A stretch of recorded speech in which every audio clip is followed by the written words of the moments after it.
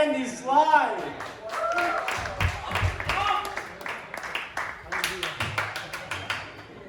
Wow. All right. How you guys doing? I'm from Charlotte, North Carolina originally. Thank you. I moved to Phoenix to go into a rehab program that took me 24 years to complete, but I'm back in the Carolinas. I'm proud to say I have 757 days of sobriety. Don't clap. They're not consecutive days, okay? It's just the number of days I've put together in 42 years. That's what it is. It's crazy. Rehab's a funny place. It's weird. You go to rehab, it takes about 24 hours to realize that you're in a room full of people that are all exactly alike. We're all in the exact same freeway, going to the exact same place, jail. We're just in different lanes of the freeway depending upon what drug we do. You know, like we're the potheads, we're in the far right-hand lane of the freeway. Like, where the fuck are we going? Is that a cop or a cab? It's a Volvo with a luggage rack. Relax, you know. Cokeheads, where are they? They're in the far left-hand lane. The car is stopped and everybody's looking out the window. They don't know why. Heroin addicts, where are they? Center lane, sleep at the wheel. And the guys that do acid, where are they? All right, they're driving through the woods, but they believe they're on the freeway. And that's what really matters. Tweakers, where are your tweakers? They're on the shoulder taking their car apart with a fork, but they're gonna fucking get there, you know?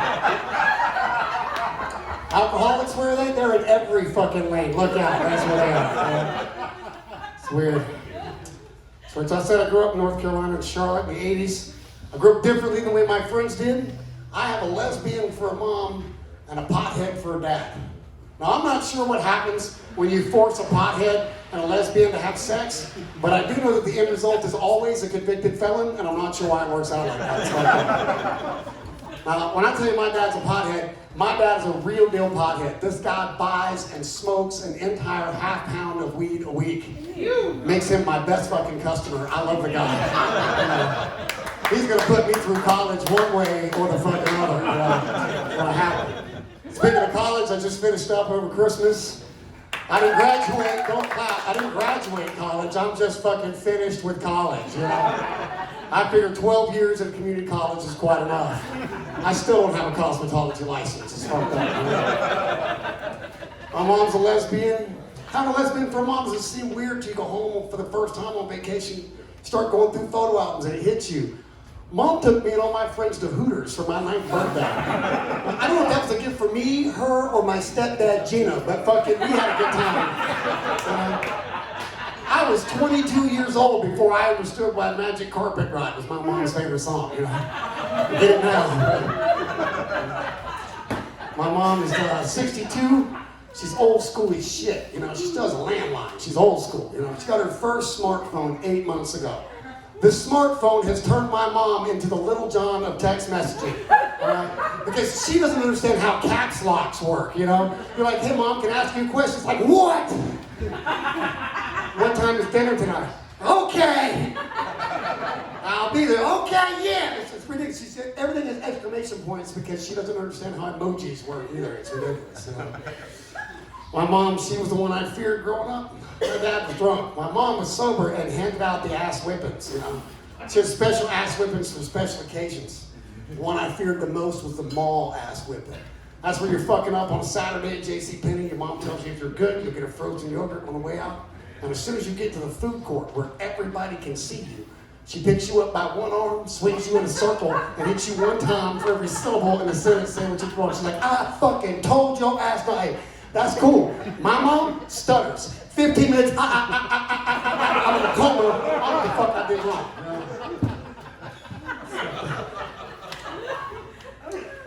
From Arizona, and they don't fuck around out there. I mean, they have crazy DUI laws out there. I get going to jail for DUI. I get it. I understand why you have to go to jail. I get that. What I don't understand is why if I get a DUI, I have to go to 180 hours of alcohol class. What the fuck are you going to teach me about drinking in 180 hours that I don't already know? You know, you can ask the state trooper. I'm good at it. I was doing 137 down the I-26 with an eye shut, and I didn't hear a fucking thing. Jesus Christ, you know, it's crazy. I like to fuck with the cops when they pull it. One thing about having parents like mine is everywhere I go, people automatically know for a fact he's not a fucking cop. You know, and I love to fuck with the cops. They walk up to my car door and they're like, hey, you know why I pulled you over? I'm like, no clue. I'm like, You got any weed in the car? I'm like, no, do you? Fuck, my house is right here, man. You know, it's fine. I like to fuck, man. Ask me crazy questions. I came back to Carolinas. You forget about things in the Carolinas. I haven't been here for a while. I was in Travelers Rest, South Carolina. And I found out very quickly that it's not okay to do 45 minutes of hardcore drug humor at the Elks Lodge in Travelers Rest on a Tuesday night. Because as I'm leaving the Elks Lodge, I get felony stopped by 6 police officers, all right? First of all, there's only 6 cops in fucking Travelers Rest, all right? They were all there. Pulled me out at gunpoint, you know? It's crazy. I'd like to point out it took these 6 cops 4.5 hours to find a weed pipe in my car I thought I lost 2 fucking years ago. You know? The cops like, can you explain this? I was like, where the fuck did you find that, man? Can I get that back? My mom gave me that for Christmas. You know? Gave me a felony, man. Possession of drug paraphernalia, felony. I'm standing in the courtroom, and the judge is like, Mr. Slye, you are a career criminal and a drug addict. This is your 3rd drug offense. And drug addicts commit future crimes. I said, no, sir. Crackheads commit future crimes. Potheads plan future crimes. In fact, I'm planning on whooping your ass when this is over. We'll do it tomorrow.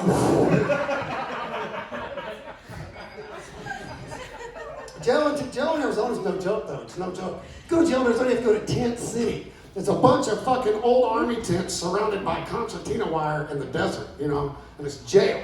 It's jail. But then you get out and you look back on it and you think, that's not that bad. I mean, it's a gated community, 24-hour security, shit, an on-site convenience store. My apartments don't have any of that shit. I'm paying $685 a month. Something's fucking wrong. You know, it's weird. So, came back to Carolinas. Friends threw me a gigantic welcome home party. They took me to a strip club in Greer, South Carolina.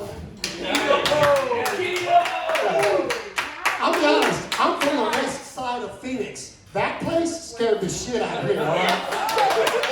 They had 9 dancers working, 6 breasts, 3 teeth, and 1 ass cheek between them. It was fucked up, man. It's ridiculous, man. It's ridiculous. You get sober, you start thinking about things, I like to call them sober thoughts. Like, it dawned on me, why do people assume that because I am tall, that I am helpful? You know? I'm at the store, somebody's always like, excuse me, can you get that down for me? I'm like, no fucking problem. You want to tie my shoe? You're a hell of a lot closer than I am. And you get sober, things hit you, like you're at work, and you notice, you never see a woman stand up at work and go, hey, I'm going to take a shit, y'all. I'll be right back. Why not? Men, we do it all the time. It's a 15-minute paid break, and no one's going to come looking for us, you know? I'm good at it. Might as well make $12 an hour. Women are crazy. Women do weird things. Like, they wake you up at 5 o'clock in the morning to make you go to the fucking drugstore for products that they need. They need. I have to go. And I don't like that aisle. Because I saw a box on that aisle, kind of freaked me out. It said Massengill, salt and vinegar. I was like, really? Last time I checked, salt and vinegar was a fucking potato chip, and nobody ever said I was eating it wrong on the couch, you know? If you're gonna put shit in your products, pick shit that we like, you know? Steak, you know, mashed potatoes and gravy. I'm a recovering alcoholic. If it tastes like Budweiser, I'll lick it all fucking night, you know? I know for a fact we can put new car smell in a plastic bottle this fucking big. Surely to God, we could put 19-year-old pussy in one this big. That's all I'm going to say. I have a dog. I'm an English bulldog. You guys got dogs? Yep. Yeah, I'm an English bulldog. If you have an AKC registered animal and the word bull appears in his official title, it translates to dumb as fuck. That's what it means. My dog is a 65-pound doorstop. I have to wake him up to feed him, you know. His only trick is stay. You're like, Baxter, stay. He's like, gotcha. I'm like, got me right here, man. I ain't going nowhere. He's lazy as fuck. I take him out in the backyard. I'm going to play ball. I've got to exercise your dog. I got the ball. I'm like, you see the ball, Baxter? He's like, I see the ball. I'm like, watch the ball. He's like, I'm watching the ball. I'm like, he's like, that's a nice toss, Andy. You got something there. You keep working on that. I'm going to go in the house to get my nuts, but you let me know how that works out for you, bud. My dog's not a stoner, but he loves to drink. You know, he loves to get fucking drunk, which is weird because most people that smoke pot have to get their dog high because they are definitely the stoners of the animal community. With that in mind, if dogs are the stoner of the animal community, then cats would have to be the acid tripper, right? What other animal can you think of besides a cat will chase a fly in your living room for 27 minutes that does not fucking exist? You can have a cat for 12 years and walk up behind him and go, "Hey, kitty, kitty," he has to, "Who the fuck are you looking at?" Only people on acid forget their friends in 12 years. Plus, they voluntarily go and shit in a box full of gravel. I did it twice, but it was my party. You know, fuck that shit. I know. I was in the Army for a while. I was in 4 years. I was a medic. And thank you. And when you're a medic in the Army, part of our job, our responsibility, is to do the drug testing for the military. Now, we do drug testing in the Army a little differently than they do for a pre-employment drug screen, all right? In the military, we have to watch urine leave your body. I was in the infantry, so my technical title was meat gazer, because I was just looking at dick all day. Yeah, you know, to go for a pre-employment drug screen, you gotta have 3 things. You have to have a photo ID, you have to take off your hat, and then you have to go get in the bathroom all by yourself for 5 minutes. Okay, I smoke pot. I'm not the smartest guy here tonight. But if I'm gonna sneak a bag of piss into a drug testing facility, am I really gonna keep it under my fucking hat? You know? Because if that double Ziploc baggie busts while you're sitting in the lobby, how do you explain that shit to the ID lady? You come cruising up, she's like, "Hold up, man.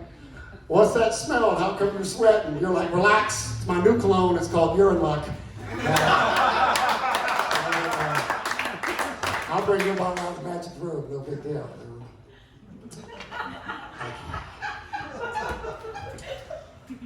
So what else is funny?